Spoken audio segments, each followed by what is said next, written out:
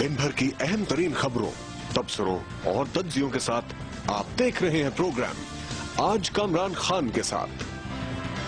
अस्सलाम वालेकुम।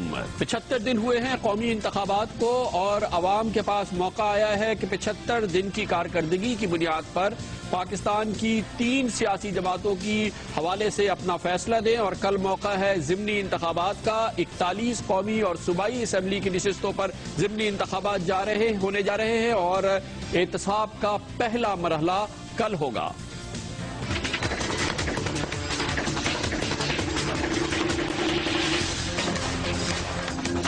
मौलाना फजल रहमान तो एक स्टेटस को का पॉलिटिशियन है जो दीन को इस्तेमाल करता है अपनी सियासत के लिए।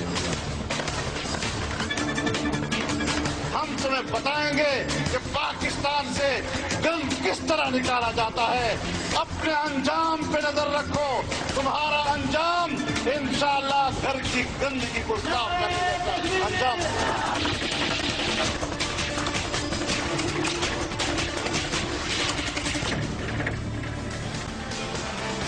85,43,000 रजिस्टर्ड वोटर हैं जो कल वोट डाल सकते हैं। 41 कौमी और सूबाई असम्बली की नशिस्तों पर ज़िमनी इंतखाबात होने जा रहे हैं।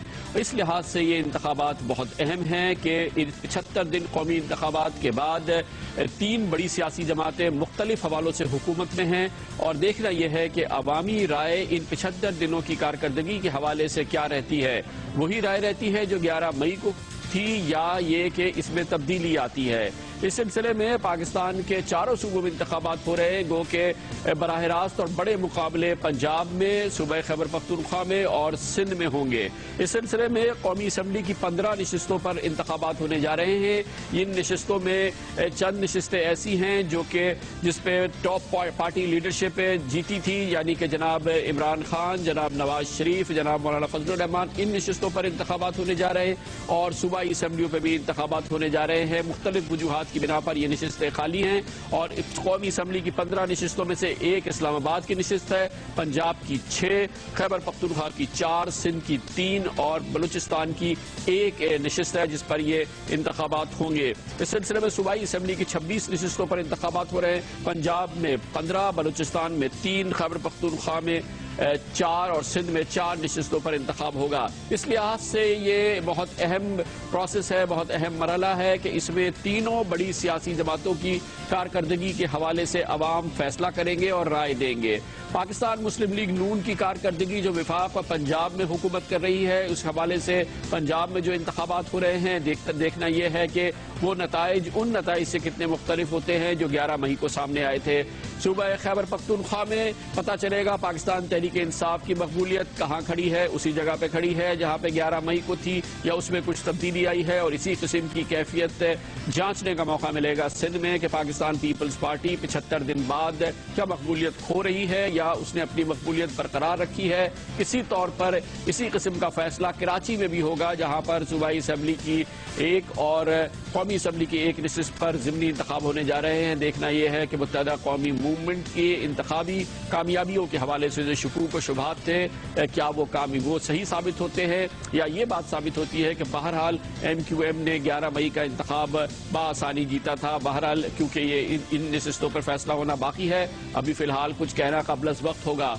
आपको बताने के लिए कि ये मरहला कितना इंटरेस्टिंग है, हमने 3 हलके पाकिस्तान में 3 हलकों में एक हलका फैसला करेगा कि किस सियासी जमात की मकबूलियत क्या है। हमने इस सिलसिले में सूबा खैबर पख्तूनख्वा में पेशावर 1 को चुना है जहाँ से इमरान खान इंतखाब जीते थे। उन्होंने ये सीट अब खाली की है और पाकिस्तान तहरीक इंसाफ का मुकाबला अब पाकिस्तान की बड़ी सियासी जमातें, तकरीबन तमाम सियासी जमातें इकट्ठा होकर कर रही हैं। एक बार फिर अवामी नेशनल पार्टी के गुलाम अहमद बिलोर मैदान में हैं जिन्हें इमरान खान ने शिकस्त दी थी और उनका मुकाबला अब इमरान खान की जगह गुल बादशाह कर रहे हैं।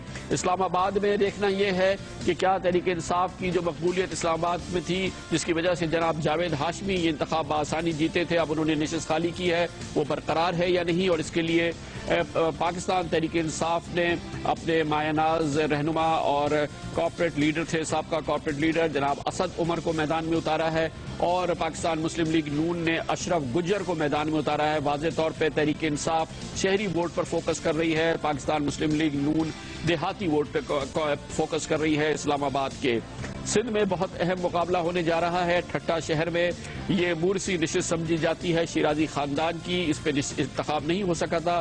پاکستان مسلم لیگ نون حمایت کر رہی ہے جناب ریاض حسین شیرازی کی, اور پاکستان پیپلز پارٹی کی جانب سے شمس النساء ہوں گی میمن اس مقابلے میں. اور یہاں پہ دیکھا جائے گا کہ پاکستان پیپلز پارٹی کی مقبولیت کیا صرف ٹھٹا کو بھی اپنی گرفت میں لے چکی ہے یا نہیں. بہرحال اس کا فیصلہ کل ہونے جا رہا ہے.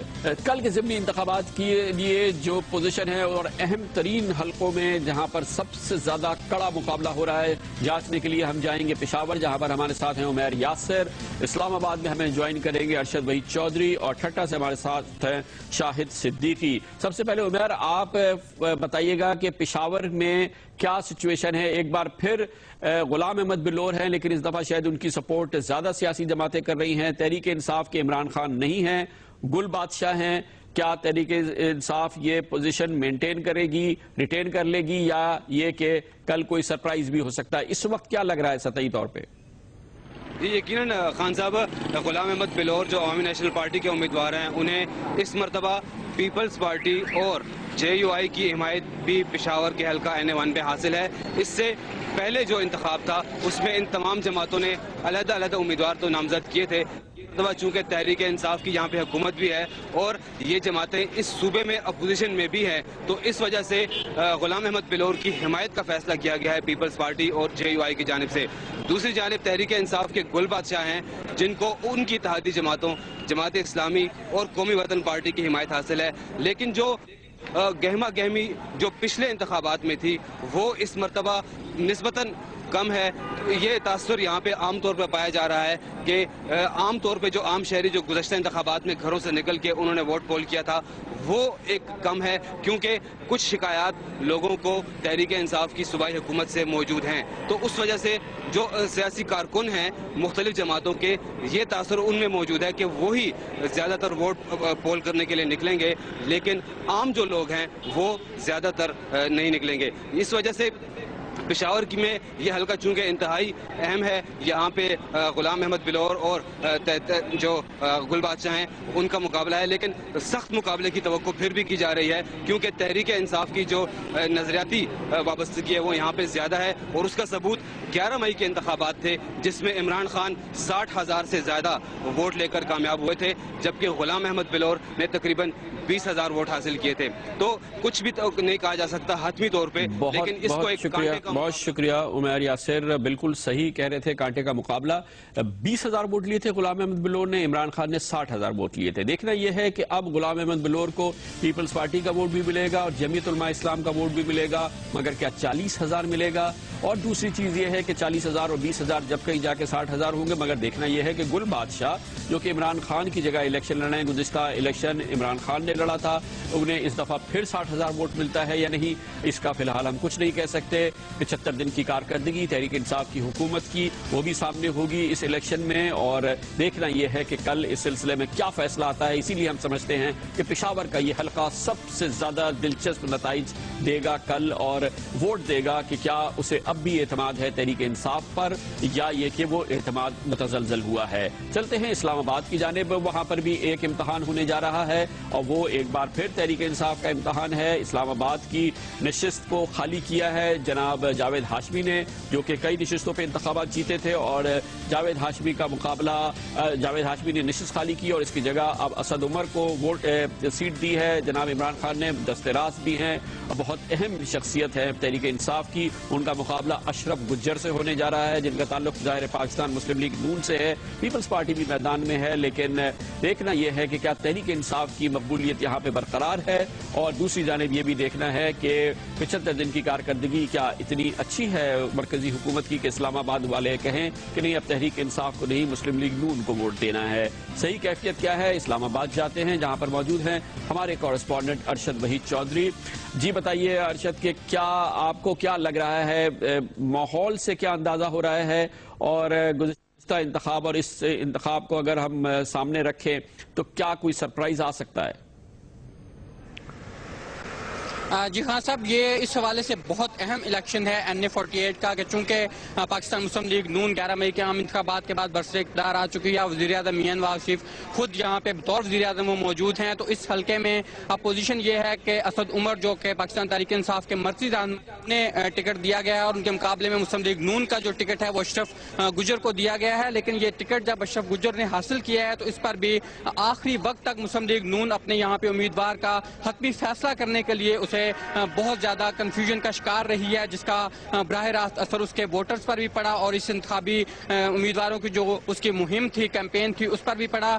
لیکن یہ بات اہم ہے کہ اسد عمر اور اشرف گجر دونوں NA48 اسلام آباد کے اس حلقے کے لیے، اس کے ووٹروں کے لیے دونوں امیدوار نئے ہیں، لیکن یہ دونوں یہاں پہ اس حلقے میں شخصیت کے بجائے پارٹی کا الیکشن ہوگا، کیونکہ یہاں پہ پاکستان مسلم لیگ نون اور تحریک انصاف کو لوگوں نے ووٹ دینے ہیں۔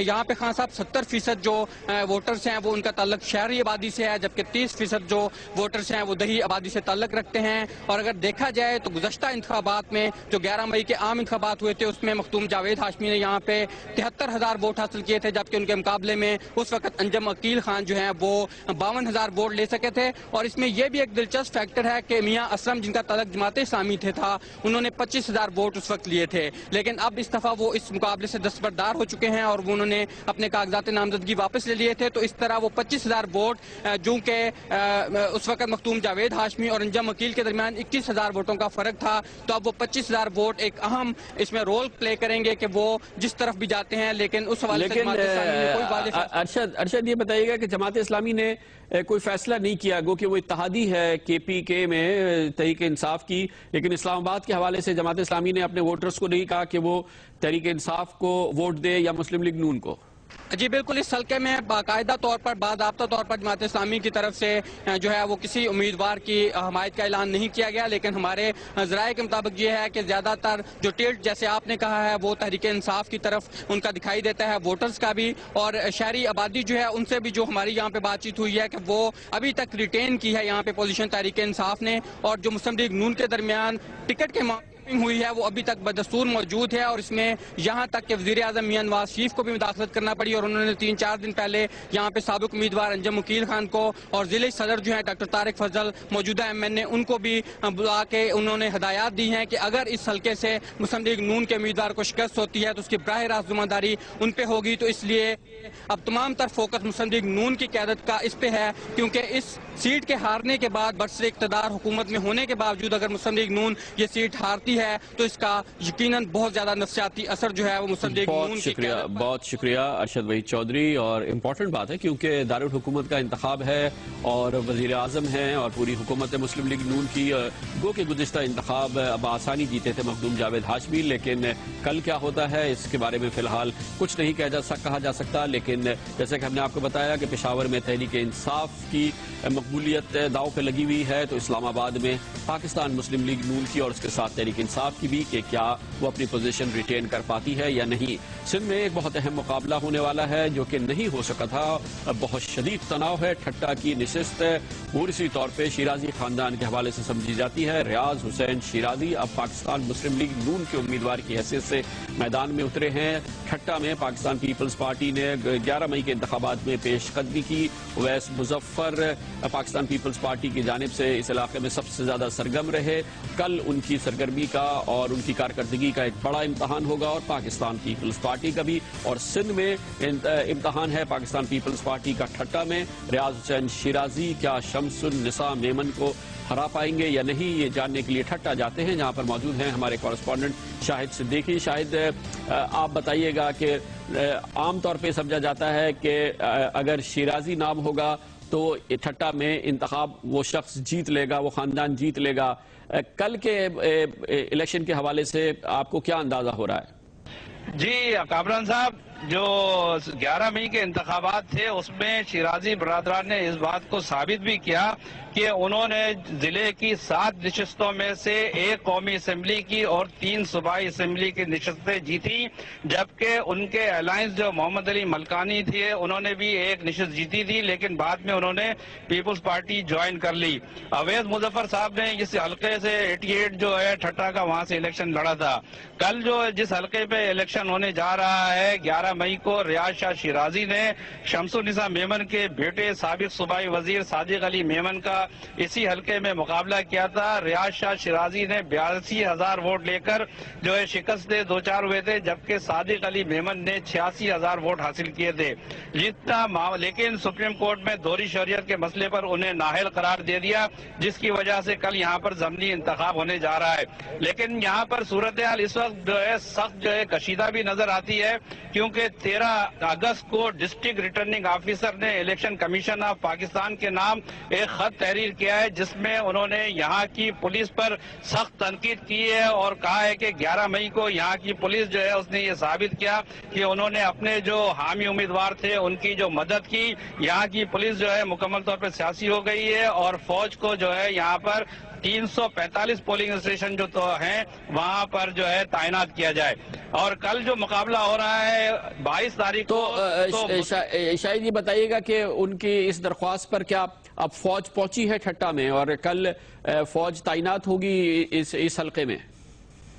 जी हाँ, यहाँ पर जो है आज जो है फौज के तकरीबन 1800 से 2000 जो है एहलकार पहुंच गए हैं, जिन्होंने कल अपनी ड्यूटियां संभालेंगे। यहाँ पर 345 में से 150 जो पोलिंग स्टेशन है उनको हाई सेंसिटिव करार दिया है, जहाँ पर जो अंदर और बाहर जो है आर्मी के एहलकार होंगे, जबकि दीगर जो पोलिंग स्टेशन है वहाँ पर सिर्फ बाहर जो है आर्मी के नौजवान जो है फराइज अंजाम देंगे।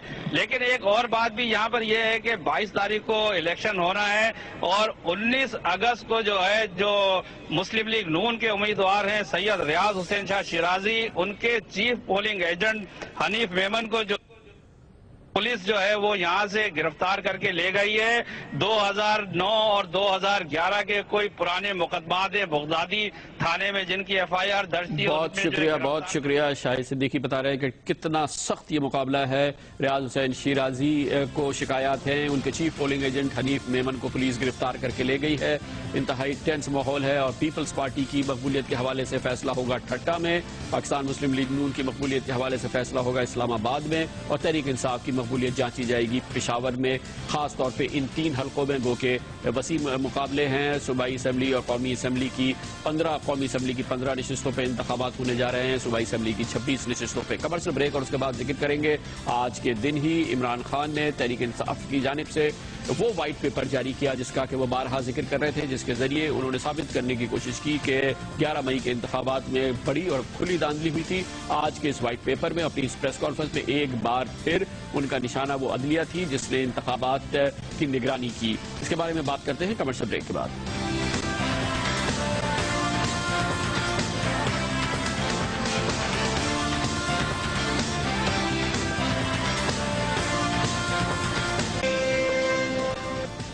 Welcome back. इमरान खान का मुसलसल इसरार रहा है कि 11 मई के इंतखाबात में खुली धांधली हुई है और उन्होंने कौम से वादा किया था कि इस सिलसिले में मुस्तनद दस्तावेजी सबूत वो जल्द कौम के सामने व्हाइट पेपर की सूरत में लाएंगे।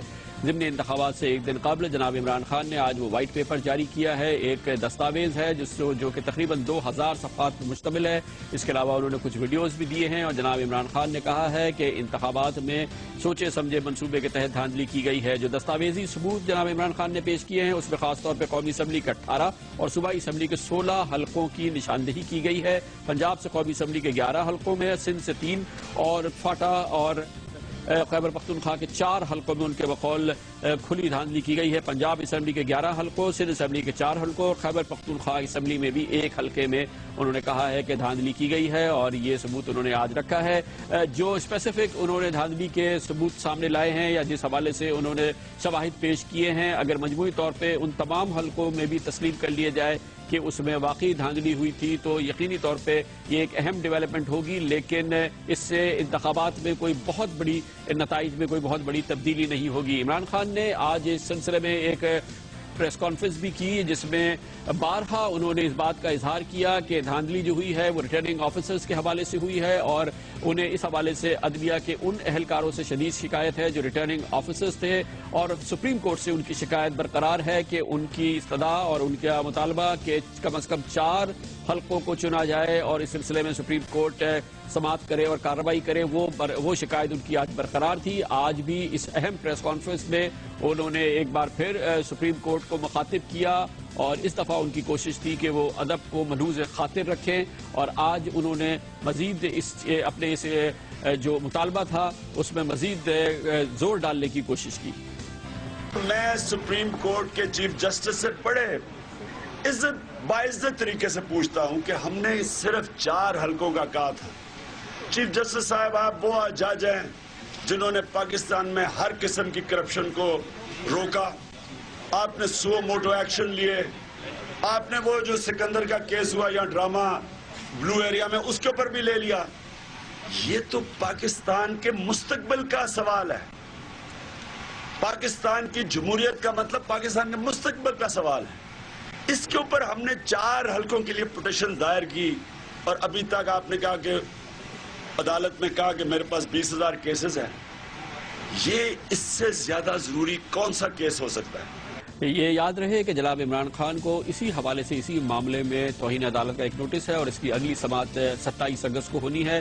عمران خان صاحب نے آج ایک بار پھر عدلیہ کے حوالے سے جو الیکشن میں تعینات تھی، الیکشن پروسیس میں تعینات تھی، انہوں نے کہا کہ شرمناک کا لفظ جو انہوں نے استعمال کیا، اگر اس سے بھی کوئی زیادہ سخت لفظ استعمال ہوتا تو وہ اس کے کردار کے حوالے سے استعمال کرتے ہیں۔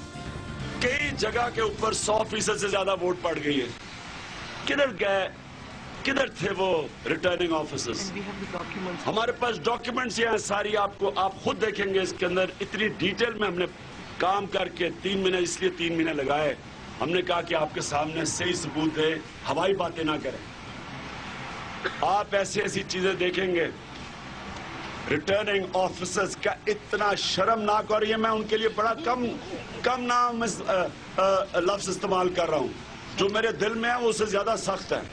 اپنی اسی پریس کانفرنس میں جس میں جناب عمران خان نے دھاندلی کے حوالے سے وائٹ پیپر جاری کیا، انہوں نے یہ بھی پوچھا کہ کہا جاتا ہے کہ انصاف ہے، انہوں نے کہا کہاں ہے انصاف؟ ہمارے ساتھ تو ناانصافی ہوئی ہے۔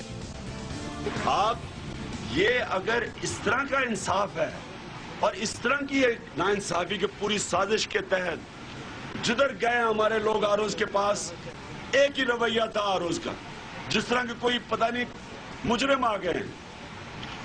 آروز نے جو کاؤنٹنگ کی ہے، جو کاؤنٹ کے اندر کینڈیڈیٹس کو بیٹھنا چاہیے تھا، کتنی جگہ ہیں یہاں ہم آپ کو بتائیں گے کہ آروز نے وہاں فوج کو کہا کہ ہمیں تحفظ دو، اور وہاں کسی کینڈیڈیٹ کو بیٹھنے نہیں دیا جب کاؤنٹنگ ہو رہی تھی، اور جو رزلٹ پولنگ سٹیشن پہ وہ کچھ اور ہے، جب تک آروز رزلٹ بناتے ہیں وہ کچھ اور تبدیل ہو جاتا ہے۔ سنگین الزامات ہیں، منظم سازش کی بھی بات کی ہے جناب عمران خان نے۔ پاکستان مسلم لیگ نون کا اور حکومت کا رد عمل حاصل کرتے اس کے لیے لاہور جائیں گے، جہاں پر ہمارے ساتھ موجود ہیں پاکستان مسلم لیگ نون کے سینئر رہنما اور پنجاب میں صوبائی وزیر قانون و بلدیات جناب رانا ثناء اللہ خان۔ بہت بہت شکریہ رانا صاحب۔ عمران خان صاحب نے آج کہا ہے کہ منظم سازش ہوئی ہے، اس سے پہلے بھی کہہ چکے ہیں، مگر آج انہوں نے اس کے لیے اپنے ثبوت کے طور پہ 2000 صفحات مشتمل ایک دستاویز وائٹ پیپر بھی جاری کیا ہے۔ آپ فرمائیے گا کہ مسلم لیگ نون کا اس پہ کیا رد عمل ہے؟ دیکھیں عمران خان صاحب، کامران خان صاحب، ایک تو عمران خان صاحب نے آج کا دن جو انہوں نے منتخب کیا اپنے اس وائٹ پیپر کو شائع کرنے کا، وہ انتہائی قابل اعتراض ہے، کیونکہ کل جو ہے وہ ضمنی الیکشن میں جو ہے وہ پولنگ ہونے جا رہی ہے، اور اس کے اوپر انہوں نے اثر انداز ہونے کی کوشش کی ہے۔ باقی یہ ہے کہ وہ جو جس قسم کی وہ گفتگو کرتے ہیں، ریٹرننگ آفیسر جو ہے وہ پورے ملک میں ڈسٹرکٹ اینڈ سیشن ججز تھے۔ اب یہ بتائیں کہ راول پنڈی کی دونوں سیٹیں جو یہ جیتے ہیں وہاں پہ تو ریٹرننگ آفیسر ٹھیک تھے، باقی عملہ بھی سارا ٹھیک تھا، کاؤنٹنگ بھی ٹھیک تھی۔ ملتان میں جہاں سے جیتے ہیں وہاں پہ بھی سارا کچھ ٹھیک تھا، خیبر پختونخوا میں جہاں سے جیتے ہیں وہاں پہ بھی سارا کچھ ٹھیک تھا، اور جہاں جہاں سے یہ ہارے ہیں وہاں پہ ان کے خلاف جو ہے وہ منظم جو ہے وہ سازش ہوئی ہے۔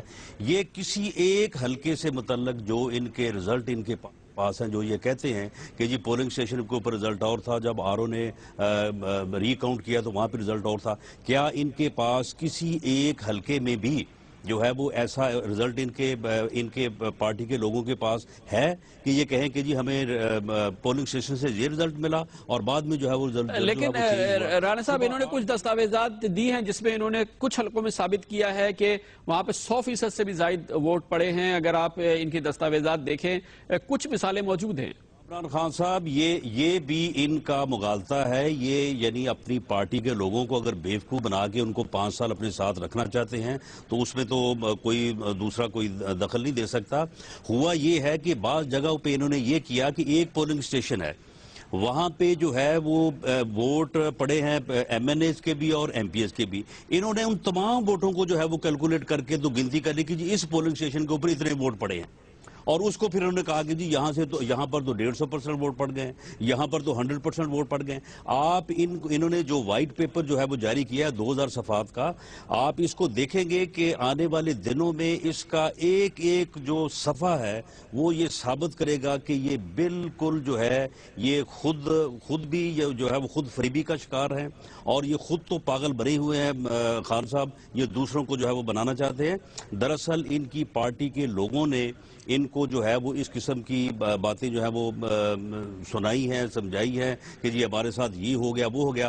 آپ مجھے یہ بتائیں کہ صبح 8 بجے سے لے کے 5 بجے تک جو ہے وہ پولنگ اسٹیشن کے اوپر ووٹ پڑے ہیں، کوئی یہ بتائیں کہ کتنے پولنگ اسٹیشن کے اوپر انہوں نے اچھا رانا صاحب، اس کا مسئلے کا ایک حل وہ بھی تو ہو سکتا ہے جو چودھری نثار صاحب نے قومی اسمبلی میں تجویز کیا کہ ایک پارلیمانی کمیٹی بن جائے اور وہ ان تمام الزامات کی تحقیقات کر لے، اس کو کوئی اور ٹھوس شکل دے کے کالا سفید کیا جا سکتا ہے، دودھ کا دودھ پانی کیا جا سکتا ہے، مسئلے کا حل ہو جائے۔ خان صاحب بات یہ ہے کہ جب یعنی 11 حلقوں میں یہ پنجاب میں ٹوٹل یہ کہہ رہے ہیں کہ ہمارے ساتھ دھاندلی ہوئی ہے، ہمارے پاس ثبوت ہیں، جب الیکشن ٹریبیونلز بنے ہوئے ہیں، ایک طریقہ کار ہے، وہاں پہ یہ گئے ہوئے ہیں، تو یہ ثبوت جو ہیں یہ سارے کے سارے وہاں پہ جا کے پیش کریں اور وہاں پہ اپنے آپ کو جو ہے وہ اپنا کیس جو ہے اس کو ثابت کریں۔ یہ ضمنی الیکشن سے ایک شام پہلے جو ہے یہ قوم کو دکھانا چاہتے ہیں کہ جی ہمارے ساتھ جو ہے وہ بڑی جو ہے وہ دھاندلی ہوئی ہے۔ دراصل دھاندلی ان کے ساتھ ان کی اپنی پارٹی میں ہوئی ہے، جس طرح سے ان کے ٹکٹ جو ہے وہ فروخت ہوئے ہیں، جس طرح سے الیکشن میں پیسہ آیا اور ان کے پرانے لوگ جو 16 سال سے ان کے ساتھ ان کو اٹھا کے انہوں نے باہر پھینکا، یعنی دراصل ہوئی ان کے ساتھ وہاں پہ جو ہے جو سونامی جو تھا نا ان کا وہاں پہ فیل ہوا ہے، لیکن اب یہ اس کو ادھر ادھر جو ڈھونڈتے پھر رہے ہیں۔ پورے پنجاب میں بھی اور پورے ملک میں بھی ڈسٹرکٹ اینڈ سیشن ججز کے پاس کیا جواز تھا، کیا موٹیویشن تھی کہ وہ ان کے خلاف ہوتے اور کسی اور کے حق میں ہوتے؟ یہ الیکشن جو ہے یہ یعنی میکسیمم لیول تک کسی جگہ پہ کوئی انفرادی طور پہ اگر کسی جگہ پہ ہمارے ورکر تھوڑے طاقتور ہیں، اگریسو ہیں، تو انہوں نے دوسروں کو دھکا دے دیا ہوگا، کسی جگہ پہ اگر دوسروں کے ہوں گے انہوں نے ہمارے کو دھکا دے دیا ہوگا، لیکن اس کے انفرادی طور پہ کسی حرکت کے علاوہ قطعی طور پہ ان الیکشنز میں نہ کوئی دھاندلی ہوئی ہے، نہ کوئی اس قسم کی جو ہے وہ سازش ہوئی ہے، نہ ہی عمران خان صاحب یہ بات جو ہے یہ ثابت کر سکتے ہیں ماس وائز کے کہ یہ پریس کانفرنس کرتے جائیں اور کبھی کہتے ہیں سپریم کورٹ ہمارے لیے یہ کرے، کبھی کہتے ہیں جی فلاں ہمارے لیے یہ کرے۔ یہ الیکشن ٹریبیونل میں گئے ہیں، وہاں پہ یہ ثبوت پیش کریں، ثابت کریں۔ یہ بہت بہت شکریہ جناب رانا ثناء اللہ ہمارے ساتھ ہے۔ ایک وقفے کے بعد ذکر کریں گے ایک بار پھر جناب وزیر داخلہ چودھری نثار علی خان آج قومی اسمبلی میں بولے اور آج ان کا فوکس تھا وہ 17 سوالات جو کل سینیٹر رضا ربانی نے سینٹ میں پیش کیے تھے، پیپلز پارٹی کا دباؤ پاکستان مسلم لیگ نون پر اسلام آباد واقعے کے حوالے سے۔ آج جناب چودھری نثار علی خان نے رضا ربانی صاحب کو آڑے ہاتھ لیا اور خوب گرجے، کیسے گرجے دکھاتے ہیں کمرشل بریک کے بعد۔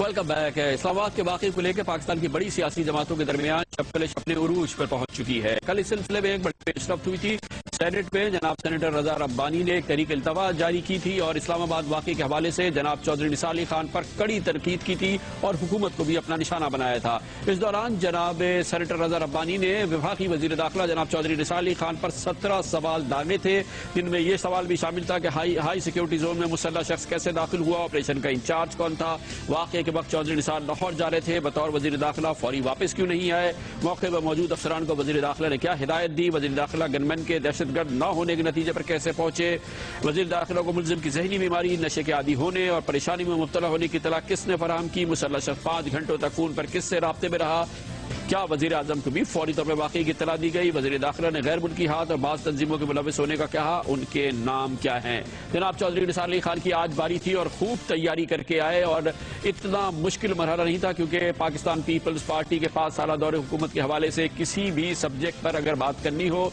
और अगर तनकीद करनी हो तो मवाद बेपनाह है। यही वजह है कि जनाब चौधरी निसार अली खान ने आज खूब जवाब दिए, 17 सवालों का भी जिक्र किया और खूब गरजे, क्योंकि वो के हवाले से और अपनी तैयारी के हवाले से भरपूर तैयारी करके आए थे। 17 सवालों के हवाले से उन्होंने एक बड़ा सवाल दागा। 17 सवाल, हमारे 2 महीने, 2.25 महीने की कारकर्दगी पे 17 सवाल तो आ सकते हैं जनाब चेयरमैन। मैं पिछले 5 सालों पे 117 सवाल यहां पूछ सकता हूं,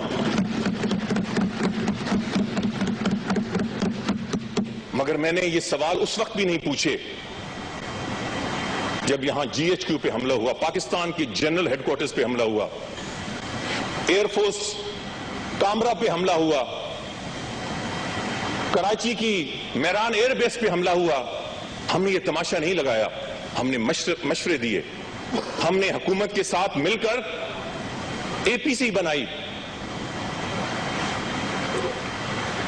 जनाब स्पीकर, हमने तमाशा नहीं लगाया। उन्होंने इस्लामाबाद की सिक्योरिटी के हवाले से जनाब सेनेटर अजहर अब्बानी और अपने नाकदीन को यह भी याद दिलाया। एक सूबाई गवर्नर यहां दिन दहाड़े कत्ल हुआ, वो तो किसी गवर्नमेंट की फेलियर नहीं हुई। एक मिनिस्टर फॉर माइनॉरिटीज दिन दहाड़े, उसको वाज़ेह तौर पे इंटेलिजेंस थ्रेट्स थे, हुकूमत को इल्म था, वो उसको तहफ़्फ़ुज़ न दे सके, वो तो स्टेट का फेलियर नहीं था। चर्च पे हमला हुआ इन द डिप्लोमेटिक ऑनक्लेव, ये जनाबी चेयरमैन, ये रेड जोन से भी आगे बढ़कर 14 आदमी मारे गए, वो तो स्टेट का फेलियर नहीं था। और पिछले 5 सालों की दहशतगर्दी के वाकयात के हवाले से अगर हकाइक और उनके फिगर्स दी जाएं तो वो भी जाहिर है कि एक बहुत बड़ा और बहुत मजबूत आर्ग्यूमेंट बनता है, और जो पाकिस्तान पीपल्स पार्टी की हुकूमत के दौरान सिक्योरिटी सिचुएशन थी उसको भी जनाब चौधरी निसार अली खान ने याद दिलाया। 5 साल में 8,514 मेजर टेररिस्ट इंसिडेंट्स हुए। मेजर, ये फिगर्स हैं नेशनल क्राइसिस मैनेजमेंट सेल, जिसमें जो हेड कर रहे हैं वो आज भी इनका आदमी, ये उनके फिगर्स हैं और टेबुलेटेड फिगर्स हैं। Killed 9,600, injured 25,000 injured। लेकिन पाकिस्तान की मजबूरी तौर पर दहशतगर्दी के हवाले से, अमन अमान के हवाले से सूरत हाल किसी भी हालत में बदल नहीं रही है। पीपल्स पार्टी की हुकूमत को गए हुए अब तकरीबन 4 महीने हो चुके हैं, मगर सूरत हाल बद से बदतर होती चली जा रही है। यही वजह है कि हुकूमत की तब्दीली के बाद और मौजूदा हुकूमत के आने के बाद भी पिछले 75 दिन के दौरान तकरीबन 65 दहशतगर्द हमले हो चुके हैं, जो खुद इस बात की अक्कासी करते हैं कि सूरत हाल में तब्दीली बहरहाल नहीं आ रही है। इस्लामाबाद की सिक्योरिटी के हवाले से जनाब चौधरी निसार अली खान, क्योंकि कल की जनाब सेनेटर अजहर अब्बानी के इतराज़ात, सवालात तो उनकी तनकीद का जवाब दे रहे थे, इस हवाले से उनकी तैयारी में कोई कमी नजर न आई। यहां deputy head of mission of Kazakhstan दिन दहाड़े मारा गया, किल्ड राइट वेयर इन इस्लामाबाद। आज कहते हैं इस्लामाबाद बहुत गैर महफूज है, और जो यहां लंबे सवालात करने वाले, यहां suicide attack on world food programme हुआ जनाबी चेयरमैन, 5 मारे गए। फायरिंग ऑन अ ब्रिगेडियर हाजिर सर्विस, 2 मारे गए। और मजीद लंबी फहरिस्त है। लुब-ए-लबाब इस पूरी बात का यह है कि एक दूसरे के खिलाफ पॉइंट स्कोरिंग से काम नहीं बनेगी, एक दूसरे के खिलाफ आर्गूमेंट देने से काम नहीं चलेगा। तमाम बड़ी सियासी जमातों को, तमाम सियासी कुव्वतों को सर जोड़ के बैठना होगा। दहशतगर्दी, अदम तहफ़्फ़ुज़ पूरे पाकिस्तान का मसला है, पूरी पाकिस्तान की कौम का मसला है, किसी एक सियासी जमात की कारकर्दगी का मामला नहीं है, किसी एक हुकूमत की कारकर्दगी का मामला नहीं है। कमर सा ब्रेक और उसके बाद जिक्र करेंगे कि वो क्या चीज़ है जिससे एतमाद हो सकता सकता है, उसकी झलक कल नजर आई कोयटा में, जहां एफसी ने एक बहुत बड़ी कार्रवाई की और ऐसी तारीखी कार्रवाई की जिसकी मिसाल नहीं मिलती। छापा मारा गया है इंटेलिजेंस इंफॉर्मेशन पर और 100 टन से जायद धमाका खेज मवाद कोयटा में बरामद किया है एफसी ने। यह है वो कार्रवाई जिसकी कि कौम को तमन्ना है। इसी किस्म की कार्रवाई कल इंटेलिजेंस एजेंसीज ने लाहौर में की थी, जहां पर अलकायदा के एक बड़े मरकज का सुराग लगाया गया था और गिरफ्तारियां की गई थी। कोयटा में होने वाली इस काबिल जिक्र तारीखी कामयाबी पर बात करेंगे कमर्शियल ब्रेक के बाद।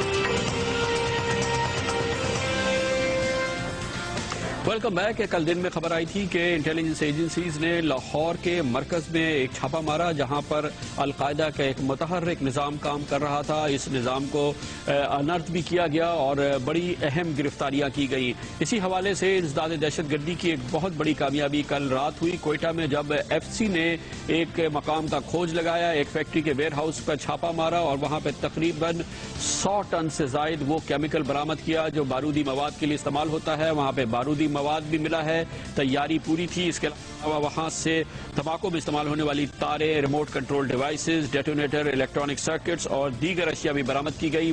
बहुत बड़ी और सैकड़ों की तादाद में दहशतगर्दी के वाकयात में ये मवाद इस्तेमाल हो सकता था। एग्जैक्टली ये वही माहौल है, मवाद है जो कि हजारा टाउन कोयटा में होने वाली दहशतगर्दी में इस्तेमाल किया गया। ये बहुत बड़ी कार्रवाई है और इसकी कामयाबी बहरहाल इस बात का इशारा करती है कि पाकिस्तान में अब मुतहर्रिक हो रही है वफाकी एजेंसीज, वफाकी इदारे और भरपूर कार्रवाइयों की दो मुसलसल इत्तलात आई, एक लाहौर से और कोयटा से। इस सिलसिले में मजीद मालूमात हासिल करते हैं, इसके लिए कोयटा जाएंगे। मौजूद हैं हमारे कॉरेस्पॉन्डेंट नदीम कौसर। नदीम, ये बताइएगा कि बलूचिस्तान और कोयटा दहशतगर्दी का सबसे बड़ा निशाना है, कल ये एक बड़ी कामयाब कार्रवाई है, इसके बारे में हुकाम ने मजीद क्या इत्तलात दी हैं?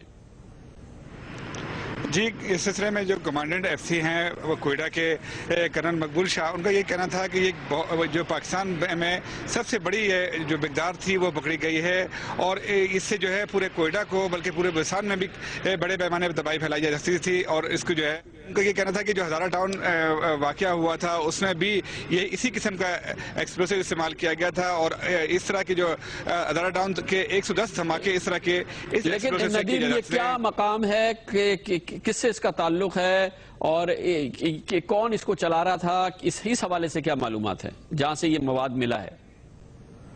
जी, ये सेटेलाइट टाउन का इलाका था, वहाँ एक छोटा सा गोदाम था लेकिन उसके साथ एक फैक्ट्री बनी हुई थी। जब एफसी ने उस गोदाम में जहाँ ये डंप किया जा रहा था केमिकल, वहाँ छापा मारा, केमिकल निकाला तो साथ में फैक्ट्री भी निकली है जिसमें ये तमाम केमिकल को मिक्स किया जाता था और उस सिलसिले में एफसी ने 8 अफराद को गिरफ्तार किया है। लेकिन जो कमांडेंट एफसी है उनका कहना यह है कि इसके पूरे नेटवर्क का सुराग लगाया जा रहा है, क्योंकि जो अफराद गिरफ्तार किए गए हैं वो वहाँ काम करते थे लेकिन जो इसके पीछे हाथ थे उनका सुराग लगाया जा रहा है और जल्द ही बड़े पैमाने पर गिरफ्तारियां मुतवक्का हैं। जी, बहुत बहुत शुक्रिया नदीम कौसर कोयटा से हमारे साथ। कमर्शियल ब्रेक और उसके बाद जिक्र करेंगे मामला पेचीदा हो रहा है। साबिक सदर जनरल परवेज मुशर्रफ के हवाले से बेनजीर भुट्टो कत्ल केस में बाकायदा नामजद हैं, मुकदमा भी शुरू हो रहा है इंसदाद दहशतगर्दी की अदालत में और इसी हवाले से अक़वाम मुत्तहिदा के वो इन्वेस्टिगेटर्स जिन्होंने तफ्तीश की थी उनके सरबरा ने एक किताब तहरीर की है मोहतरमा बेनजीर भुट्टो के कत्ल के हवाले से और जिसमें जो अंदाजे लगाए गए हैं या जो इशारे किए गए हैं मामला को पेचीदा भी बना सकते हैं और जनरल परवेज मुशर्रफ के लिए इशारे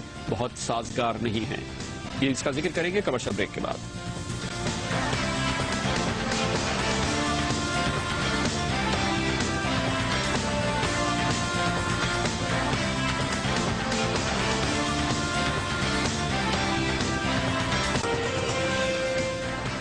साबिक सदर जनरल परवेज मुशर्रफ को कल बाकायदा बेनजीर भुट्टो कत्ल केस में नामजद किया गया था। इंसदाद दहशतगर्दी की अदालत में उन मुलजमान के साथ मुकदमा चलेगा उन पर जिन पर बेनजीर भुट्टो के कत्ल का इल्जाम है। इस सिलसिले में मामला जनरल परवेज मुशर्रफ के लिए कुछ पेचीदा होते नजर आ रहे हैं और इस सिलसिले में कल ही एक बहुत अहम पेशरफ्त हुई जब अक़वाम मुत्तहिदा की तहकीकाती टीम जो मोहतरमा बेनजीर भुट्टो के कत्ल की तहकीकात के लिए पाकिस्तान भेजी गई थी उसके सरबरा हेराल्डो मुनोज ने एक मजमून फॉरेन अफेयर्स मैगजीन में वाशिंगटन में लिखा। इसके अलावा हेराल्डो मुनोज نے ایک کتاب بھی تحریر کی ہے محترمہ بے نظیر بھٹو قتل کے حوالے سے.